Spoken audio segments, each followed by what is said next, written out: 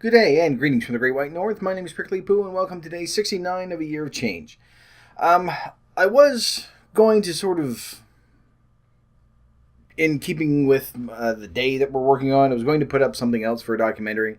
But I'm going to take the high road instead and sort of revisit something that we had sort of talked about a while ago. Because there's, what jokes are out there for day 69. Make your own. Enjoy.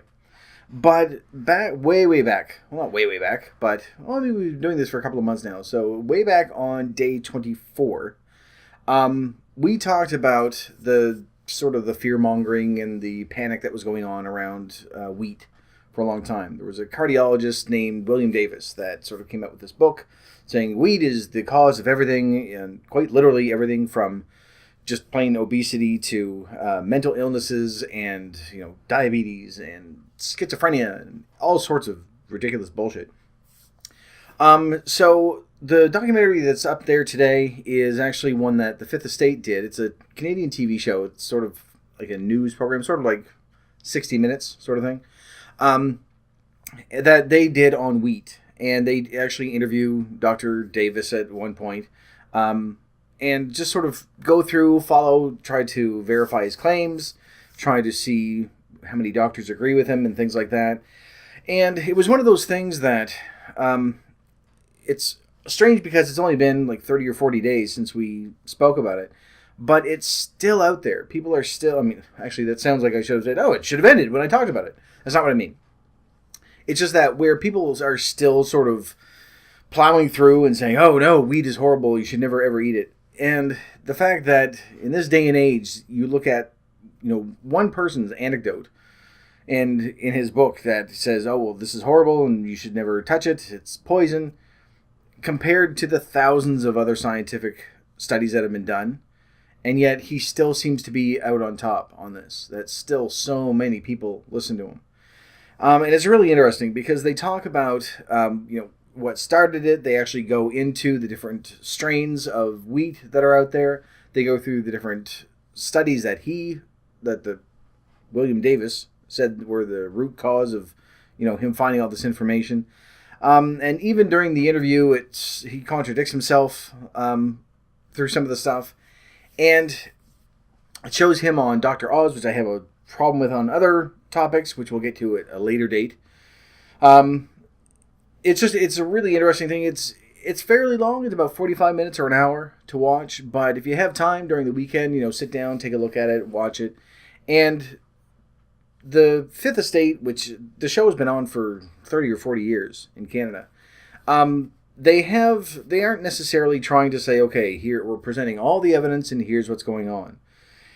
Throughout this, there is sort of that underlying, this is bullshit. Everyone knows it's bullshit except for this one guy and the legion of people that are following him. And they admit and they say, if it works for you, fine, but it's not because it's the wheat. It's because you're cutting out a lot of carbohydrates, you're cutting out a lot of calories, you're not eating bread and pasta. It's not the wheat itself that's causing the problem. It's the obesity. And there are people out there that are saying, oh, well, no, this is the best thing in the world for me. I feel so much better. Well, people do that with placebos as well, with sugar pills. So you sort of put as much stock in that as you need to. But again, if it's one of those things that if some of you are out there and you're like, oh, I've cut out bread and I feel great, then fine, feel great. Say that it's, you feel great. But to sort of take the information from one person and say, oh, well, I cut out wheat because it's toxic to my body. It's not toxic to your body. If you've cut out wheat, then you're no longer eating cereal, you're no longer eating pasta, you're not eating bread. There are a whole slew of things that you're not eating anymore. You're not carb dumping anymore. You're not eating rice. You're not eating anything that has grain in it. So, of course, you're going to start feeling better. You're going to start losing weight because you're not sort of dumping all that into your system. It's the same sort of thing that, there's a documentary I saw a while ago, which we'll put up at some later date, about sugar. And people say, oh, well, I've completely cut out sugar and I feel 10 times better. Fine, but it's because you're also eating things. That means that you're not eating like cookies and cakes and soda pop and chocolate milk and all the things that are just laden down with sugar because we eat a tremendous amount of it. Our bodies still do need sugar. It's just that we eat so much of everything that, of course, we're going to feel bad. It doesn't matter how much. Well, I mean, I can't imagine that if you just ate vegetables all the time that you'd feel horrible. Not that I'm saying you should all go vegan. For those of you out there that are trying the vegan thing, bravo. I'm not going to do it. Not that I think it's bad or wrong or anything like that. It's just that it's not something that I would want to do. But in any situation, when you're watching what you're eating, to the extent where you're saying, okay, well, do I need to be careful if there's gluten in it, or if I need to be careful if there's sugar in it, or, well, no, I can't have any red meat, I can't have this, I can't have that. All that is just that because you're now much more aware of what you're eating, it's that lifestyle change, I think, that's making the difference. We've done the same thing over the past couple of months when we've just sort of not even looking at the types of food, just the fact that we're watching how much we're taking in for calories, and then we've added in vegetables here and there, or fruit and vegetables, whatever you want. So that, and we're sort of looking at different alternatives for snacking and things like that. You can't then just say, oh no, I can still eat whatever I want, because we really aren't. If you've been doing this and you're starting to lose, if you were to go back and look at your diary, you're going to see that, there have been significant changes. That overall, you're probably eating healthier than you were before. So it's not one thing. We tend to really try to latch on to something that goes, it's going to be easy if I can just cut out that one thing. If I can just cut out wheat, then I'll be fine. Or milk or sugar or dog food or whatever it is that you're eating. The dog food? Why would you be eating dog food? It's gross. Don't do that. So we try to latch on to one thing and say that's going to be the easy thing. That's going to be the one thing that's going to solve this. And it just isn't. There's one of the doctors that's in the documentary actually says, that the truth is that it's difficult. Losing weight is a struggle. And it is. We know what that's like. There is nothing that's ever going to come out there that, unless they come out with some futuristic pill thing, but there's nothing out there that is going to say, if you do this one thing, then you're going to lose weight. It just simply can't happen. Because if it was that easy, then no one would be fat. And it's taking over for so many people in so many different countries all over the place.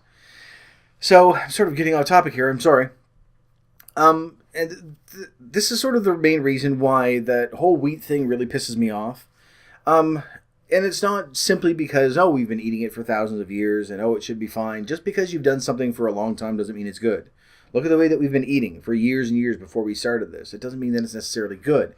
It's just the fact that when someone comes to you and says, well, this, and immediately you think, that doesn't sound right. Where's your scientific evidence for that? And they say, well, I don't really have any.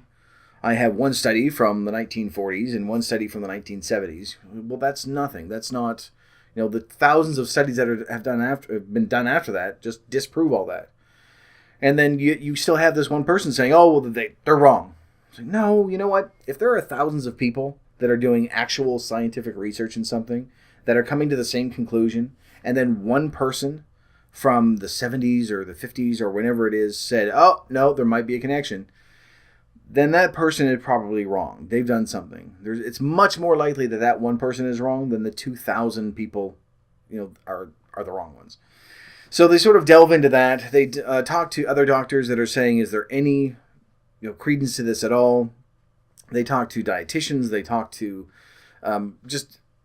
they talk to a couple of other people that are they just cut out gluten and they say they feel better. And they admit, fine, if it makes you feel better, then you feel better. But they also sort of go into that mentality where we dismiss the scientists when they tell us something. And we gravitate to celebrities and say, oh, well, it works for them, so obviously it must be true. The scientists are wrong. And I've said this before. I said it way back. It was day 24 when we first brought this up. And I said, anything that you hear, go do your own research. Stuff that you hear from anyone. Take it with a grain of salt, including myself. And in general, your doctor's opinion is going to trump anything that I have to say, because they're going to know much more than I do.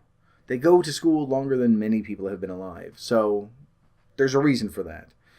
And there seems to be, this underlying feeling of, well, they don't really know what they're talking about. Well, yes, they do. This is why they are doctors. This is why we go to them. to conduct surgery and to tell us what we need to eat and how to live and things like that, to give us the advice so that they can say, yes, this isn't just going to extend your life, it's going to give you a better quality of life. And this is going to turn into a rant. So, when you get a chance this weekend, go up, take a look. It's called The War on Wheat, and it's from the Fifth Estate. And I mean, I'm sure there are other ones that you can go through and take a look at as well. But it was just one of those things that sort of revisited something that we talked about a month ago. Talked about a month ago.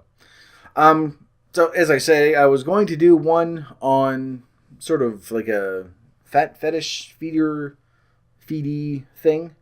And I thought, no, I sort of want to touch on this right now. And we'll ease into all the rules of attraction and sex and all the other stuff at a later date. Because otherwise it would just be, 69, we're going to talk about bits and things. So with this, it was just something that I came across this week. And although I've talked about it before, it is still grates on me. The fact that people are still looking at stuff like that. And again, because they mentioned this in the documentary, and I mentioned this when I first talked about it, we aren't talking about people with celiac disease, people that literally cannot eat gluten because it causes damage and pain. That is a very, very small percentage of the population. I'm just talking about people that are perfectly healthy and that for some reason have it in their head that wheat is toxic to the human body and that we should never be eating it and that it's destroying our lives and everything else, which is just complete and utter horseshit.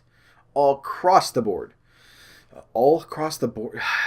I notice that when I say these stupid things, and I repeat them because it doesn't make sense to me that I'm actually saying this. And I know I should probably be editing this out and saying, oh no, okay, I'll just redo that. All the way across the board, or all across the board.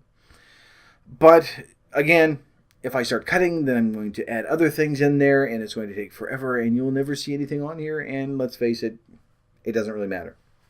Although I wasted another minute talking about it. Enjoy. This is the process that we go through.